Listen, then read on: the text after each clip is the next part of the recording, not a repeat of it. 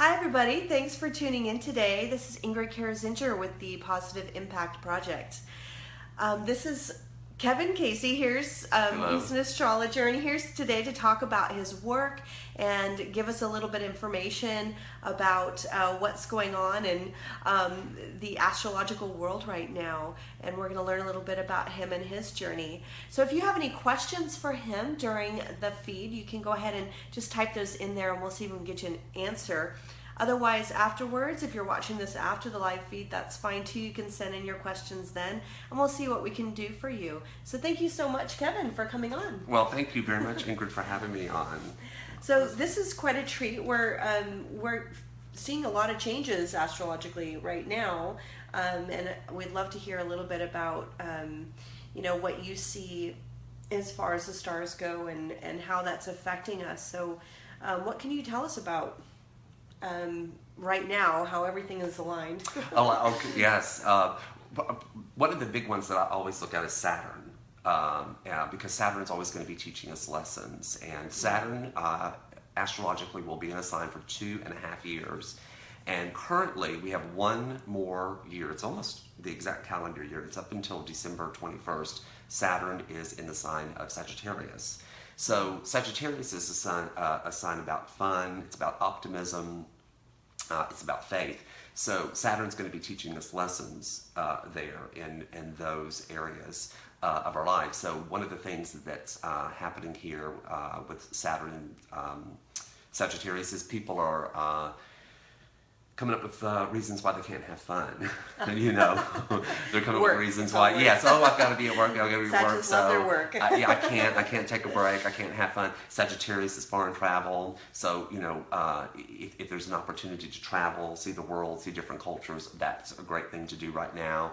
But our initial reaction will be, I can't do that. I've got to be at work, or I would have more faith. Sagittarius is associated with faith. But if I knew what was going to happen, So those are all the things. So about having faith, being optimistic, and having fun are some of the lessons that we're going to be learning with Saturn and Sagittarius. And Saturn always is not going to let us off the hook. So until we, get the lesson. Right. I always say it's like a personal trainer. You don't like the initial work, but you do like the results. Mm-hmm. And that's exactly what Saturn is like there. And right now, if you are, say for instance, Sagittarius, Sagittarians right now are under Saturn's on their sun. Your sun's your identity, who you are. So if you're a Sagittarius, Saturn's bearing down on you to really be authentic and be who you are. And if you aren't being who you are, if you're off track, if you're not being authentic, then you're going to get some messages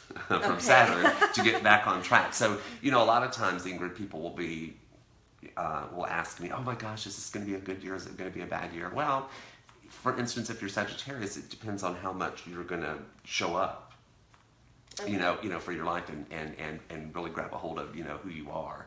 So that's Saturn. Like I said, it won't be there until about December 21st is what it is.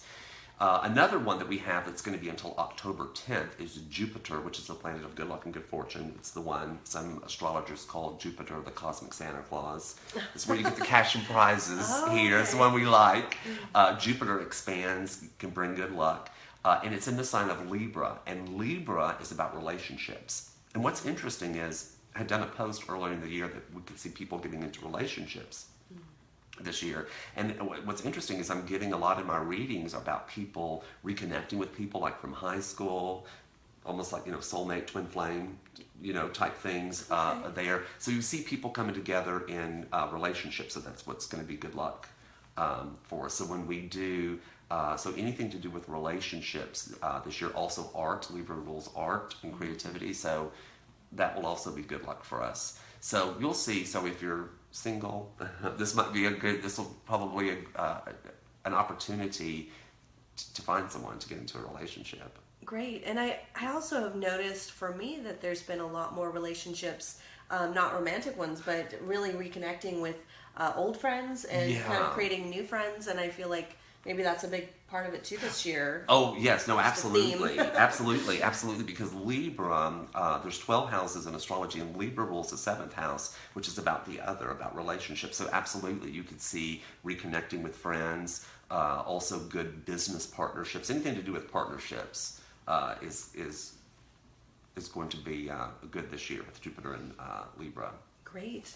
So you work currently at Body, Mind, and Soul for astrology readings? Yes, right? yes. I work, do readings Tuesdays and Fridays. I do readings, and then the third Sunday of every month I do readings there. So that's what I do, and I do astrology, and I'll mix it in with some numerology to do your personal year, which gives me kind of a framework. And we'll also do some, tarot cards too. And I try to keep people focused on, I focus a lot on Saturn and Jupiter because that's pretty immediate. And I try to keep people, focused on, what's right in front of them without going too far. Yeah, and sometimes that's all people can take. Right. That's all, exactly. Like, do you really want to worry about 5 years from 5 now? or 6 years now, yeah, right. It's like, you got a lot to do right now. Right. So, that makes sense. Yes. So can people just walk in and see you, or should they make an appointment? I would say they can walk in. It's probably better to make an appointment because a lot of times I get booked up. And then if you drop by the store and I'm available on one of those days, I certainly, will do a reading there. But it's really better to make an appointment if you can. Okay, great. So tell us a little bit about what got you into this work. What made you want to become an astrologer? Become an astrologer. Well, it's interesting. I started getting into, when I read Marianne Williamson's book, A Return to Love, back in '92. That was a big spiritual awakening. I was coming in from the club scene back from the 80s and the late 80s and early 90s. So I kind of had this awakening, and my life started to change, and that really opened me up. So I was just grabbing everything: astrology, tarot, Buddhism, Hinduism, anything I could get my hand on, crystals. And then in 2002, when I was going to apply at Body, Mind, and Soul, and I had a life in retail. I mean, that's what I had done. There was an astrologer there, and she had looked at my chart, and she says, "Oh, you're going to be an astrologer. You'd be great." And I said, "Oh, really?" That makes it easy. Right. That makes it easy. And that was a thing because, and that's for people, that's a big deal. I didn't know. I just said, I love all of this. I don't know where this is going. And I didn't know it was going to be astrology. I kept thinking, am I going to be like this new age minister? Am I going to own a bookstore? I mean, I didn't know where it was going to go. And she said that. And what was interesting was the planet, when she told me that, the planet Uranus, which rules astrology, was right on my sun at that time. And I'm an Aquarian, which rules astrology. So it was funny. She started giving me books. I started reading, and then it's just like I became obsessed, with it. It was a time where I saw my kind of obsessive nature was actually something good, Yeah, I can see that. yeah, it was good. I just started, reading. And at first I was very hesitant. She said, "Oh, read this chart." And I was like, "Oh, I don't know if I can, do this." She goes, "Oh, yeah, you can." And it just really started coming to me. It started flowing. The doors started opening, and it helped me understand myself. So I wanted to give that back to other people, to help other people understand themselves. That's wonderful. And so an astrologer helped you get into astrology. Right, an astrologer helped me get into astrology. Yes, exactly. And I've heard similar stories as far as like psychics being told by a psychic they're going to be a psychic. Yeah, that sort of thing. So I think that's wonderful. And just you seeking it, obviously you were ready for that, to hear that. You were there because you needed it. That push into the next one. And my chart, and at the time I didn't know that much about astrology, but when I looked at my chart, I mean, that's what she saw was, oh yeah, it's a great chart for an astrologer. So that's great. Yeah. Yeah, I always ask because, sometimes people just wake up one day and, oh, I think I'm going to become this. Right. It's always interesting to me, how people go in the direction they go and why, and because it's not always an easy direction, right? It's not like we're walking this path because it had a bunch of flowers and looked beautiful. Right. It's something that drives you, right? You can't help it, but do it. And that was exactly what I would do. I would sit at the table every night, and I was just, driven by it. And people were like, "My God, how many books do you need?" Or, "Kevin, you're studying astrology again? I mean, how many do you need?" And it's like, I couldn't stop. So it was good. That's great. Yeah. Yeah, just that drive. So tell us a little bit about what moving into the future for you. What's maybe what you see for yourself? I mean, is this something that you would just love to do the rest of your life, or do you have any other plans for yourself? Well, I do plan on, yes, doing this for the rest of my life because, like I said, I'm very passionate about it, and I love helping other people understand themselves and accept themselves a little bit more. A lot of times people are trying to be something that they're not. So, I do see myself doing that, for the rest of my life. Probably doing more readings. I do classes here and there, but usually I focus more on the readings. And I also love too, I see myself being on social media. I'm going to have a website coming up soon. The one thing I didn't get as an Aquarius, I didn't get the technical things. So we're almost there with it. I've got to have somebody helping me with that. So just getting the word out, about astrology. And really my goal is just to make it, and I think we're starting to see this more, where it just becomes part of the conversation, and it's not so out there. And it's interesting because I'm finding more and more people, you ask them what their sign is and they know, and they'll even tell you what their moon sign is, which is very different. Yeah, I guess the whole chart tells you different aspects of a person. So, right. I would say that I was into astrology first. As far as a conscious choice, I was a medium since I was very little, but I didn't understand all that stuff. Right.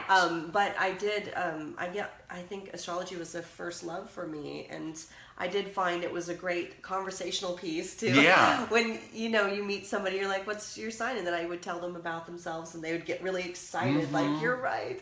Yes. So I think it's something that everybody is interested in, whether or not they admit it or believe in it. Right. Because once they get a little piece of that, that an insight that they really either get hooked or they can't help it. They can't like it. Right. And you're starting to hear people now. It's interesting to hear how many people know about Mercury retrograde now. I hear people, like I said, this is what I wanted to do, is like make this part of the conversation. I hear my friends talk about, they're in the return of Saturn. Wow, that's a big difference other than just knowing what your sun sign is. And I just saw the cover of Time. I don't know if it was a special edition, but it had meditation on the front. And meditation, mindfulness. Had somebody sitting there meditating, and I was like, "We've arrived." Yeah, right. We've made it. And it is. I feel like everything is, more people are awakening, and we're moving that direction of this is going to be mainstream, and everybody is starting to see the benefits of it because it's so stressful in life. It is, and I see, Ingrid, the way I see it is like people like you, me, who've done this. I remember, there was a time even back in the 90s where, people are like, "Okay, Kevin, all right." It was very, my thoughts create my reality. I had someone tell me, psychotics create their own reality, Kevin. So, so it's all, yes. It's like, don't listen to him. So it's changed a lot. And I think because people like you and I have been in, I feel like we're going to be doing a lot of, not maybe in the traditional sense, but a lot of teaching. A lot of people are going to be coming to us because it's new for so many people. So a lot of people are going to have questions, and people like you've been doing this for a while can kind of guide people, I feel like. Yeah, I think those who haven't quite figured out what's going on yet, they're kind of awakening to, wow, it feels different, or I feel like I have questions. They're looking for those people who have been doing it for 20 years. Right. Where can I find my guide, tour guide on this journey? Yes, that's exactly it. So I kind of jumped on the bandwagon early. Yes, because I'm an Aquarian, she's an Aquarian. That's one of the things Aquarians are outside. And that's another thing too, is, when I learned astrology, I learned like, this is why I'm kind of quirky and a little out there, because that's what Aquarians are here to do. They're here to break the, Right, roles. And I have a Pisces moon and a Sag rising. So wow. that, what I understand is that helps in all the aspects of what I'm doing. Oh, absolutely. Because or made me that way. I was going to say a Pisces moon is very, very, very intuitive. And in fact, when we were talking about some of the planets. Neptune right now is in Pisces, and it's going to be there for about another 9-10 years. That is, everybody is going to be getting a lot more psychic. You, for sure, is really going to open things up. I felt it, like, even widening. And you know what's going to happen, and especially for someone like yourself that's got, like, maybe is a Pisces or has a Pisces moon or Pisces rising, is you're going to find yourself, too, getting a lot more sensitive to your environment, to where there's going to be certain things that maybe you can't be around, as much, like huge crowds, or, like at Christmas time going to the Galleria, or, going to a mall. It might be like, I don't go out as much as I used to. I used to be, like, very social and want to be places. And now it's like, I don't really want to go anywhere. Much. Right. I'll just do everything right here. Yeah. So that's it. And see, you're, Sag rising. So see, you've got, with the Sagittarius rising, you've got Saturn involved here. So you, over the last couple of years, have actually, the Ingrid you've been for quite some time now is like, that's not me anymore. So you're going through some really, really big changes where you're going, people are like, hey Ingrid, what's going on? And you're like, I don't know quite yet what's going on with me, but I know I'm changing, and I know there's certain things I don't want to do anymore. Yeah. But over the last 4 months or so, I'd say just boom. Yeah. It's like hit by a truck, like, whoa, something's way different. Yeah, you're old. It's really the identity you've had for, like, maybe the last 13, 14 years. You're going to keep some of it, but some of it's just like, you know what, that's not me anymore. And you're going to let that go. And there's people, sometimes friends or people around us, when we're going through a transit like that, like, oh, this is really inconvenient for me, Ingrid, that you're changing like this. And it's also, I guess, discerning and just, rearranging relationships and how I do my work and things like that. So I feel like it can be an easy transition if you let it be. Let it be, and that's, it doesn't have to be harsh. Right. So and you've got the right thing is it's going to be going into your first house. So I always tell people, when Saturn's in your first, your number one responsibility has got to be to yourself, in what you're doing, because your energy also is going to be a little bit down. So you have to take care of yourself, your body, and that kind of thing. And I'm going to put my energy into, what I want to do. And I as an empath, I tend to have a lot of empaths coming to my classes, and they all have that issue of not being able to really understand how to protect themselves. That they're kind of focused on helping everybody, and then their bodies suffer. And even though I don't always listen to my own advice, but I do, I'm always saying, take care of yourself, focus inward. So I try to do that often, but it's a challenge. It's a challenge to say, you're number one, when all you want to do is save the world. Right. Well, it's like, but let me save everybody else first. Save everybody else first. Well, Ingrid, I think I told someone recently that I felt like that's the next step for all of us that have been in this for a while, is about boundaries, because it is a hard thing, because we're naturally, because we are empathic, that the boundaries are down, so we kind of merge very easily with our, environment. So I think the next thing is going to be about having some boundaries around that, and about taking care of ourselves and not feeling guilty, about it. And I think that's the hardest part, when I tell somebody to set up boundaries and say no, and they go, well, I don't want to be selfish. I said, oh, just go be selfish. Selfish, it's okay. Yes. Try it out for a little while. Yeah, because that's where this is your gift. And, when people, when they get around, if someone's very positive and upbeat, people want to be around that. And sometimes what people don't understand is that it has that pulling, kind of energy. So you have to, take care of yourself first, and also remember that, people have their own path, and when they're ready, right, they'll be ready. And I know, at least for me, I've developed a firmness. Yes. Like, I'm a really nice person, but you better not step over that. Well, yeah, you have to, because if when you're doing this, whatever you get into, whether it's Reiki or astrology, or you could end up giving and giving and giving out. And there's some things I'm sure you've done too. It's like, oh, I would never do that. Yeah.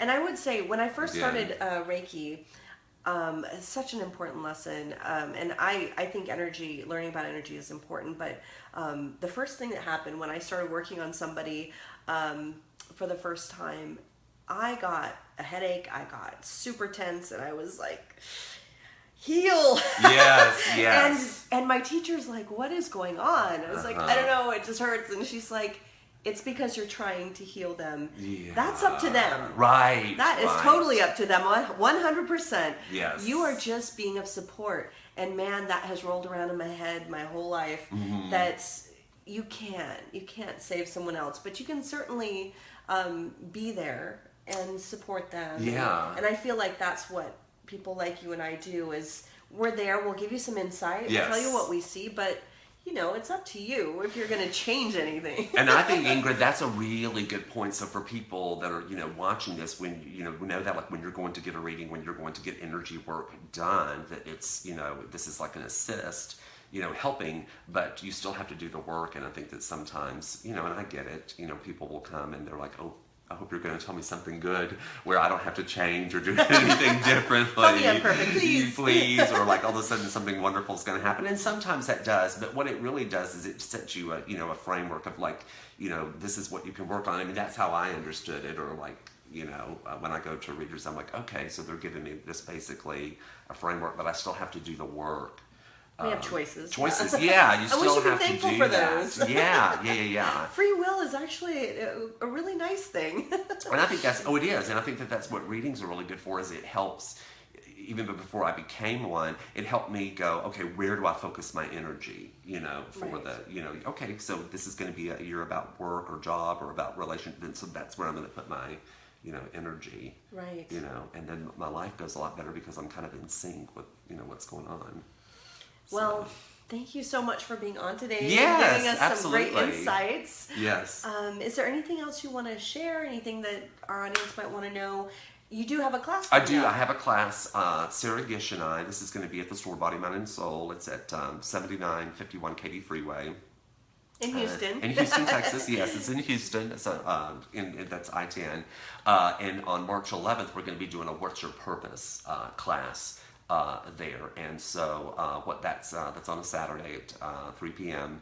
And what that is it's if you're having a difficult time trying to tap into like what do I like? Sometimes we get so caught up in our everyday lives that we don't even like, well, what do I like? Well, what's my favorite color? It helps you just kind of like, what am I passionate about? And what I do is I look at your chart and just kind of look at the elements and kind of look at like, hey, you know what, you could be really good at communication. You could be really good at, business. Just kind of giving people, right. a direction. So, and that's helpful. I think just having a little bit more insight into your strengths and yes. There's probably several jobs a person can do if they have the awareness of their strengths and yes. their skills. Right. So I think that's great, and that's coming up February 11th. March 11th. March 11th. That's sorry. right. March 11th. I knew 11. Yes, March 11th. March 11th. Great. And I do, and I post on Facebook. I'm Kevin Casey Astrology is what you put in, and so I have post on Facebook, and I see yours, and also Kevin Stargazer on Instagram. So social media has been so great about being able to, put that out, information out there. It really lets us all connect, and I believe it's a great way to put the power in the people's hands, yes, so that we all can make our own shows and, right. Give our insights, and it's really wonderful to hear your perspective and just being able to, if anybody out there wants to ask questions, they can send in a message, and Kevin can, we'll let you know a little bit about where you can find him and what you can do, the next step for your life. Hopefully you're working on that spiritual path and you're looking for guides. Well, Kevin's one of them. So right. Thank you so much for being on. Yeah. And thank you all for watching. I hope you have a wonderful day, and just make sure that you let us know if there's anything else that you want to see on the show. If there's particular area of work, we have all sorts. We have astrologists, we have psychics, we have healers, we had photojournalists, we have artists. There's so many different people that are following their heart and their dream, and I really hope that inspires you if you're watching to follow your heart and see that it's something that is truly amazing and beautiful if you just let it be that way, and the road will rise up to you. So thank you so much, and we hope to see you next time. Thank you. Bye-bye. Bye-bye.